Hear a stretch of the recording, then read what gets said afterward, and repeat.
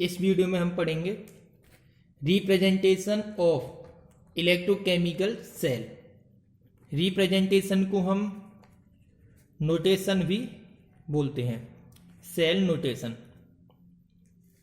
किसी भी electrochemical cell को रिप्रेजेंट करने के लिए सबसे पहले हम लिखते हैं ऑक्सीडेशन प्रोसेस को, उसके बाद हम सॉल्ट ब्रिज लगाते हैं, उसके बाद हम लिखते हैं रिडक्शन प्रोसेस को। मैंने यहाँ पर एक इलेक्ट्रोकेमिकल सेल बनाया हुआ है जिंक और कॉपर का। इस पूरे सेल का सेल रिएक्शन, इससे पहले वाले वीडियो में मैंने आपको बताया था क्या होता है।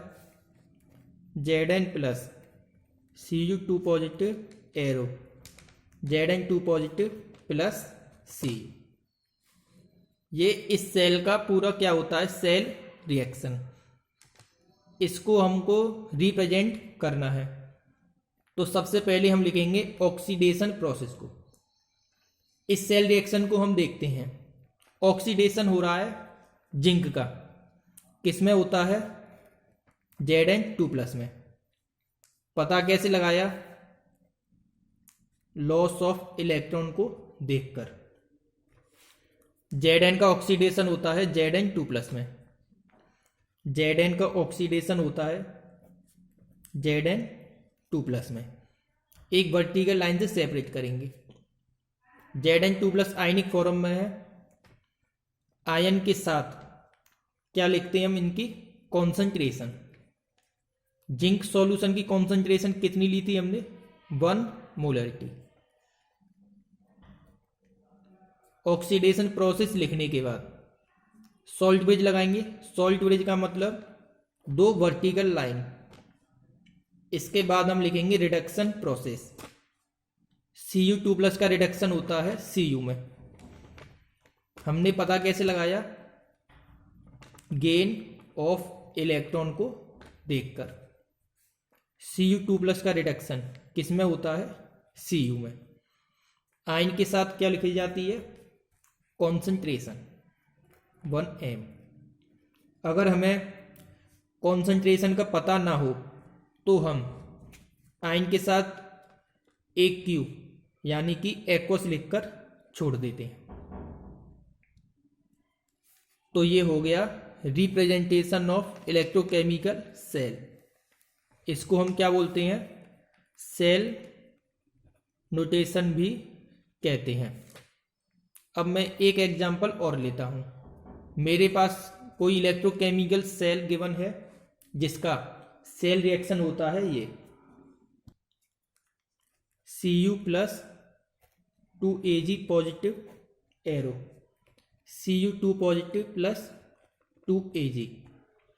किसी सेल का ये सेल रिएक्शन गिवन है तो सबसे पहले लिखूंगा मैं ऑक्सीडेशन को, उसके बाद मैं लगाऊंगा सॉल्ट ब्रिज, उसके बाद मैं लिखूंगा रिडक्शन।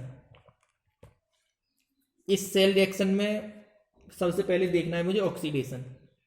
ऑक्सीडेशन किसका होता है, Cu का।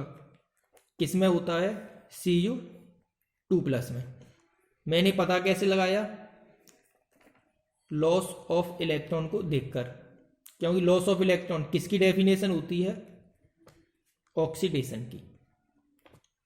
Cu का ऑक्सीडेशन Cu2 प्लस में, Cu का ऑक्सीडेशन Cu2 प्लस में। मुझे इसकी कॉन्सेंट्रेशन का नहीं पता है, इसीलिए मैं क्या लिखूंगा, ओनली एक्वस। सॉल्ट ब्रिज का मतलब 2 वर्टिकल लाइन।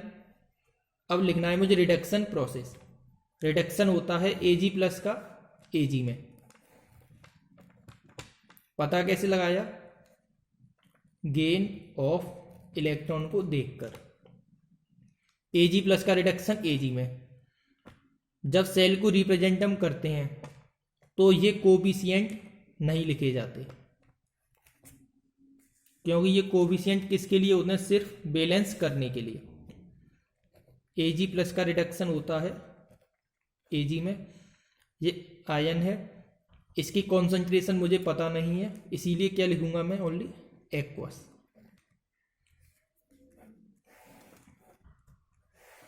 तो इस इलेक्ट्रोकेमिकल सेल का ये हो गया सेल रिप्रेजेंटेशन, सेल रिप्रेजेंटेशन या फिर सेल नोटेशन।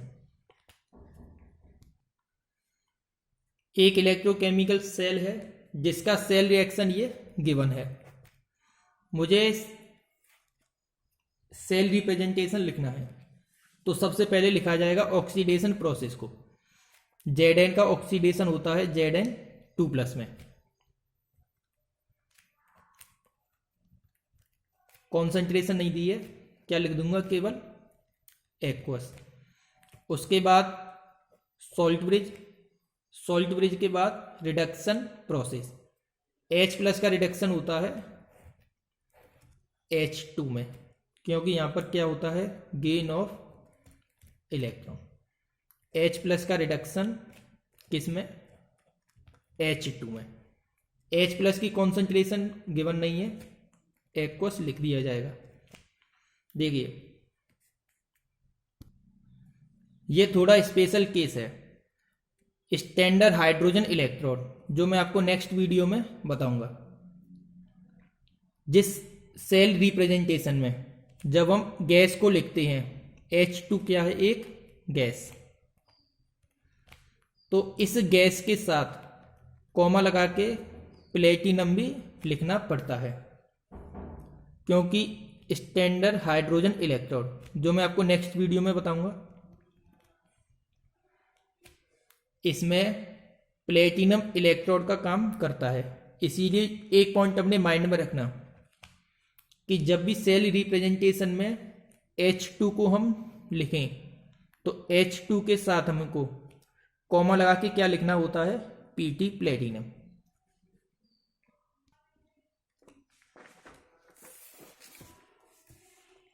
अब हम पढ़ेंगे कि जब किसी इलेक्ट्रोकेमिकल सेल पर बाहर से कोई पोटेंशियल लगाया जाता है तब क्या होता है।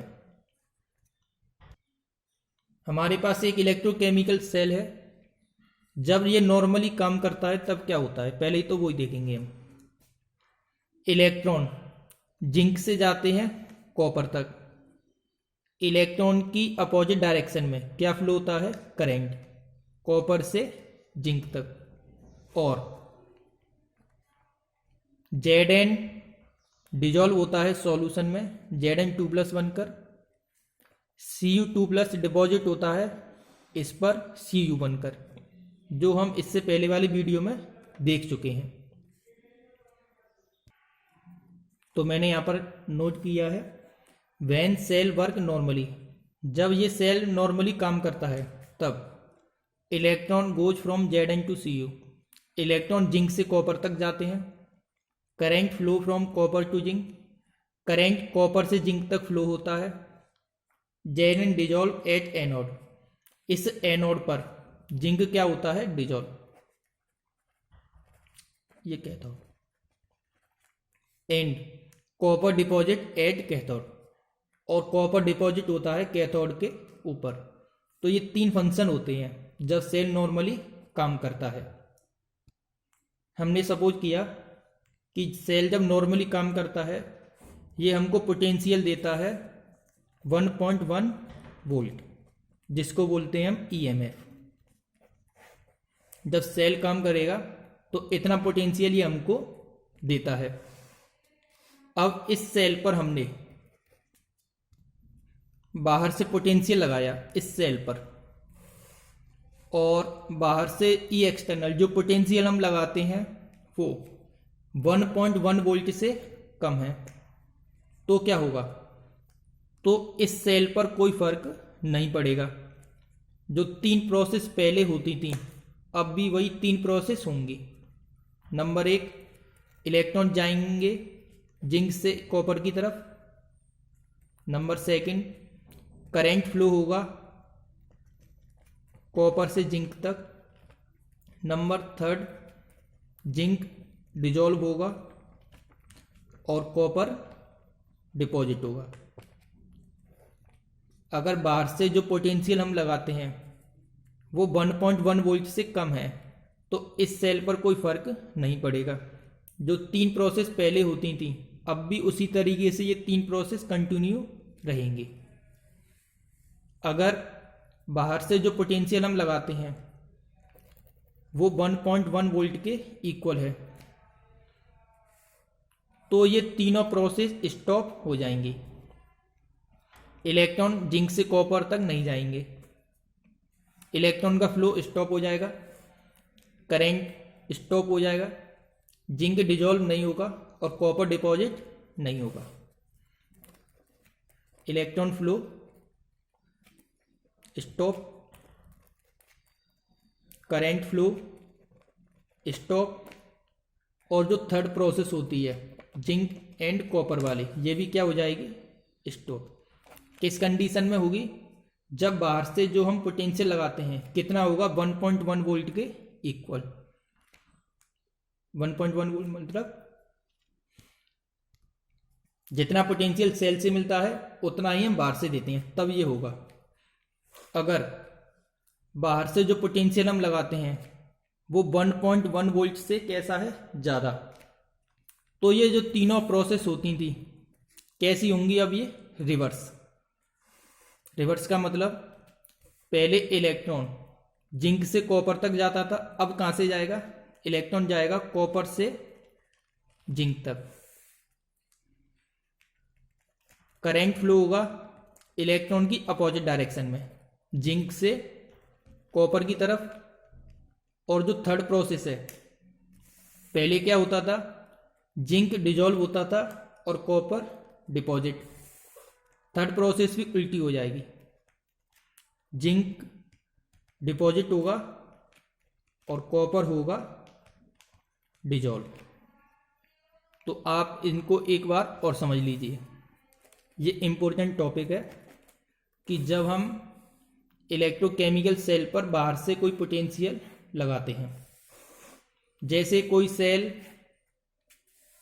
सपोज करें इतना पोटेंशियल हमको देता है, जब इससे कम पोटेंशियल बाहर से हम लगाएंगे तो कोई फर्क नहीं पड़ेगा, जब इतना ही पोटेंशियल हम बाहर से लगाएंगे तो सेल काम करना बंद कर देगा, सभी प्रोसेस रुक जाएंगी। जब बाहर से इससे ज़्यादा पोटेंशियल हम अप्लाई करेंगे तो सभी प्रोसेस उल्टी डायरेक्शन में चलेंगी, रिवर्स डायरेक्शन में। जो थर्ड कंडीशन है, इस थर्ड कंडीशन में कोई भी सेल क्या होने लगता है, चार्ज। ये चार्जिंग की प्रोसेस होती है।